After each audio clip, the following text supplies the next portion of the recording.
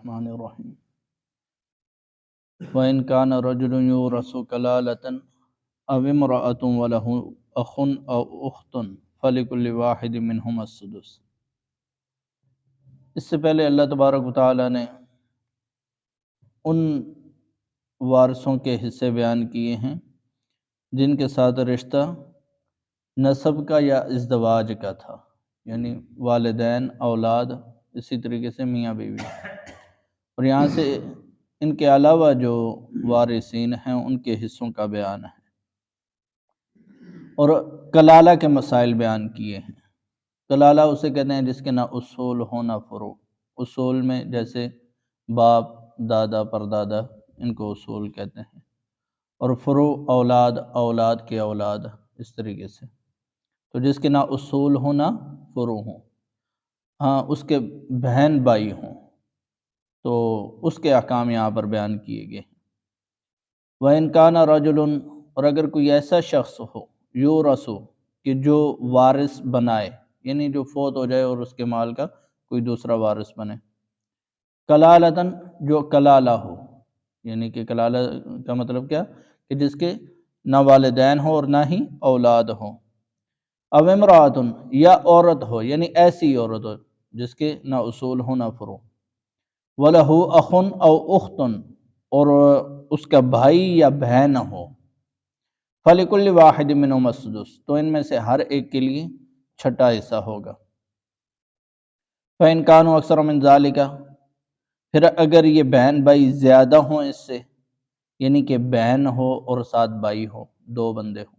یا دو بہنیں ہوں، دو بھائی ہوں، یا مکس ہوں بھائی بہن، فَهُمْ شُرَكَاءُ فِي الثُّلُثِ، تو یہ سارے کے سارے شریک ہوں گے ثلث میں، ایک تہائی میں، من بعد وصیت، وصیت کے بعد یوصی بہا، جس کی اس نے وصیت کی ہے، او دین، یا قرض کے ادائیگی کے بعد۔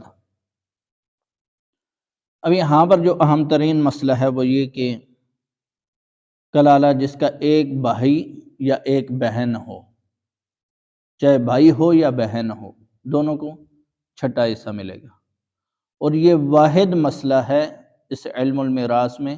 کہ جہاں پر بھائی اور بہن دونوں کا حصہ ایک جیسا ہی ہے۔ باقی جہاں کہیں بھی اس قسم کے مسائل آتے ہیں تو بھائی کا حصہ ڈبل ہوتا ہے بہن کے، لیکن یہ واحد ایسا مسئلہ ہے جہاں پر بھائی اور بہن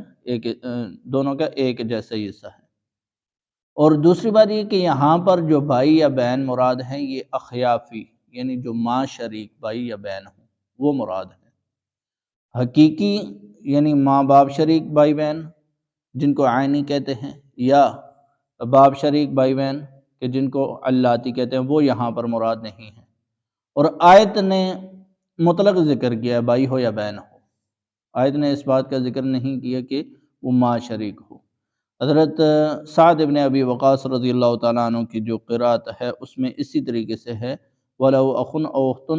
مِّنْ أُمِّهِ، کہ جو اس کی ماں کے سے ہوں، ماں شریک ہوں۔ اور اگرچہ یہاں پر مطلق ذکر کیا گیا ہے لیکن اجماع امت اسی پر ہے کہ یہاں پر وہی بہن یا بھائی مراد ہیں جو ماں شریک ہوں۔ اور اس کی وجہ یہ ہے کہ اس صورت کے آخر میں کلالہ کے دوبارہ پھر مسائل آئے ہیں، اور وہاں پر بہن بھائیوں کے جو حصے بیان کیے گئے ہیں وہ یہاں سے الگ ہیں۔ وہاں پر یہ مسئلہ بیان کیا گیا ہے کہ اگر ایک بہن ہو تو وہ آدھے جو مال ہے اس کی وارث بنے گی، اور اسی طریقے سے اگر ایک بھائی ہے تو بہن کے سارے مال کا وارث بنے گا، دو بہنیں ہیں تو دو تہائی کی وارث بنیں گی۔ اسی طریقے سے اگر مشترک ہیں بہن بھائی تو وہاں پر بھی وہی قاعدہ چلے گا کہ للذکر مثل حظ الانثیین، کہ لڑکے کو لڑکی کے بے مثل دو مثل ملے گا۔ تو اب وہاں پر مسائل الگ ہیں اور یہاں پر احکام بالکل الگ ہیں، تو اس لیے اگر یہاں پر بھی وہی حقیقی بہن بھائی مراد ہوں یا ماں باپ شریک بہن بھائی مراد ہوں تو پھر یہاں مسئلہ اور وہاں پر مسئلہ اور، یہاں پر اور حصہ بیان کیا گیا اور وہاں پر اور حصہ بیان کیا گیا، تو یہ قرآن کی آیات میں تضاد اور تعارض ہو جائے گا۔ تو اس لیے یہاں پر مراد وہ بہن بھائی ہیں جو صرف ماں شریک ہوں، باپ شریک یہاں پر مراد نہیں ہے۔ دوسرا مسئلہ یہاں پر وصیت کا ہے من بعد وصیۃ یوصی بہا او دین، اس سے پہلے بھی جتنے بھی مسائل بیان ہوئے ہیں، یعنی 3-4 جگہ پہ، تو جہاں کہیں حصے بیان ہوئے اس کے بعد پھر یہی بات بیان ہوئی ہے کہ وصیت یا دین کے بعد، یعنی قرض کے بعد، یہ جو مال ہوگا یہ میراث بنے گا، یہ تقسیم ہوگا۔ اب وصیت انتہائی ضروری چیز ہے، ٹھیک ہے، اور ویسے جو ایک شرعی طریقہ کار ہے وہ یہ کہ مرنے والے جب مر جاتا ہے تو اس کے بعد سب سے پہلے اس کے مال میں سے تجہیز و تکفین کا انتظام کیا جاتا ہے، اور اس کے بعد پھر قرض ہو تو وہ ادا کیا جاتا ہے، اور اس کے بعد پھر وصیت ہو تو وہ ادا کی جاتی ہے، اور اس کے بعد جو مال بچتا ہے وہ پھر وارث آپس میں تقسیم کرتے ہیں۔ لیکن یہاں جتنی مرتبہ بھی وصیت اور دین یعنی قرض کا ذکر ہے، اس میں وصیت کو اللہ تبارک و تعالیٰ نے پہلے ذکر کیا اور قرض کو بعد میں ذکر کیا، جبکہ تقسیم کے لحاظ سے یا جو مال میراث ہے اس میں ایک ترتیب تو یہ ہے کہ پہلے قرض ادا کرنا ہے اور بعد میں وصیت، اور اللہ تبارک و تعالیٰ نے پہلے وصیت کو ذکر کیا ہے اور تینوں جگہ پہ، اور بعد میں پھر قرض کو ذکر کیا ہے۔ تو حضرت علی رضی اللہ تعالیٰ عنہ نے اس کا جواب دیا ہے کہ انکم تقرؤون هذه الآیہ من بعد وصیۃ توصون بها او دین وان رسول اللہ صلی اللہ علیہ وسلم قضا بالدین قبل الوصیہ، کہ تم لوگ تو اس طریقے سے آیت پڑھتے ہو، یعنی کہ وصیت کا ذکر پہلے اور قرض کا ذکر بعد میں، لیکن حضور علیہ الصلوۃ والسلام نے قرض کا فیصلہ پہلے کیا ہے وصیت سے، تو اس لیے حضور علیہ الصلوۃ والسلام کا طریقہ کار یہی تھا۔ پھر یہاں پر یہ سوال کہ وصیت کا ذکر پھر پہلے کیوں، قرض کا بعد میں ہے، وصیت کا پہلے کیوں؟ تو اس کی وجہ یہ ہے کہ اب جو قرض ہوتا ہے وہ تو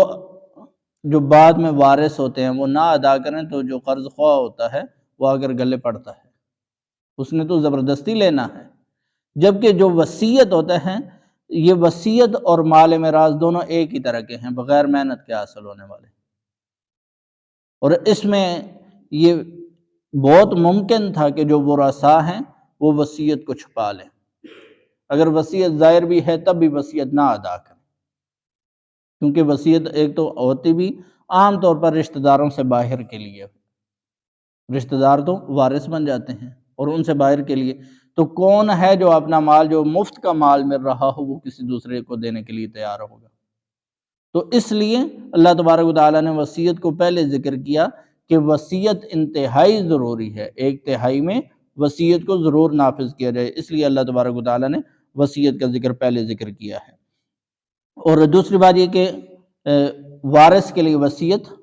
جائز بھی نہیں، اور اگر اس طرح کی وصیت کر دی تو اس کا نفاذ بھی نہیں ہوگا، ہاں اگر وہ ورثاء اجازت دیں تو پھر اس صورت میں ہو سکتا ہے۔ حضور علیہ الصلوۃ والسلام نے حجۃ الوداع کے موقع پر فرمایا تھا کہ ان اللہ تعالی کہ اللہ تبارک و تعالیٰ نے ہر حق والے کا حق بیان کر دیا ہے، فلا وصیت لوارث، لہذا وارث کے لیے کوئی وصیت نہیں ہے۔ بعض روایات میں یہ الفاظ بھی آئے ہیں الا ان یشاء الورثہ، ہاں اگر ورثاء چاہیں تو پھر اس بندے کے حق میں وصیت نافذ کر سکتے ہیں، تو اس صورت میں اس کو وصیت بھی ملے گی اور مال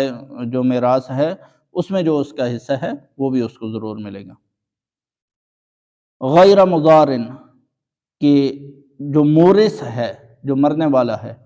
وہ اپنے وارثوں کو تکلیف پہنچانے والا نہ ہو۔ اب یہ قید یہاں پر صرف لگائی ہے، باقی جو صورتیں گزری ہیں پچھلی تو ان میں بھی اس قید کا اعتبار ہوگا۔ اور مورث اپنے وارثوں کو کیسے نقصان پہنچانے والا نہ ہو، اس کی مختلف صورتیں ہو سکتی ہیں، مثلا اپنے اوپر کسی کا قرض فرض کر لے کہ بھائی کسی اپنے دوست وغیرہ کو، اسے پتہ ہے اب میں تو مر رہا ہوں، تو اپنی کسی دوست وغیرہ کو فائدہ پہنچانے کے لیے، اس کو اپنا مال دینے کے لیے اس نے کہہ دیا بھائی فلاں کا میرے اوپر اتنا قرض ہے، یا کسی سے قرض لینا تھا لیکن لینا نہیں چاہتا اور وہ ورثاء کو کہہ دیا کہ میں نے قرض لے لیا ہے۔ اسی طریقے سے مرض الوفات کے اندر 1/3 سے زیادہ میں کسی کو کوئی مال ہبہ کر دے، اپنا جو مال ہے وہ کسی کو مرض الوفات میں، کیونکہ مرض الوفات جب موت کے عین لمحات ہوتے ہیں اس وقت جو مال ہوتا ہے اس کے ساتھ ورثاء کا حق متعین ہو جاتا ہے، تو اس لیے ایسے وقت میں اس نے کسی کو مال ہبہ کر دیا۔ تو یہ جتنی بھی صورتیں ہیں یہ ساری ناجائز صورتیں ہیں، اور کبیرہ گناہ ہے، اس طرح نہیں کرنا چاہیے۔ وصیت من اللہ، یہ اللہ تبارک و تعالیٰ کی طرف سے وصیت ہے، اللہ تبارک و تعالیٰ کی طرف سے حکم ہے، یعنی یہ جتنے بھی احکام بیان ہوئے ہیں یہ سارے کے سارے اللہ تبارک و تعالیٰ کی طرف سے مقرر ہیں، ان میں کسی کو رائے زنی کا اختیار نہیں ہے۔ واللہ علیم حکیم، اور اللہ تبارک و تعالیٰ جاننے والے، حلیم حلم والے ہیں، کہ اللہ تبارک و تعالیٰ جانتے ہیں کہ کس نے ان مسائل کے مطابق عمل کیا ہے اور کس نے اپنے وارثوں کو نقصان پہنچانے کا ارادہ کیا ہے۔ یہ سب باتیں اللہ تبارک و تعالیٰ جانتے ہیں۔ دنیا میں اگر اللہ تبارک و تعالیٰ نے سزا نہیں دی تو انسان یہ نہ سمجھے کہ وہ بچ جائے گا، بلکہ حلیم وہ بردبار ذات ہے، تحمل والی ذات ہے۔ دنیا میں انسان کو بسا اوقات سزا نہیں دیتے، لیکن آخرت میں ضرور سزا ملے گی۔ اللہ تبارک و تعالیٰ عمل سمجھ کی توفیق عطا فرمائے۔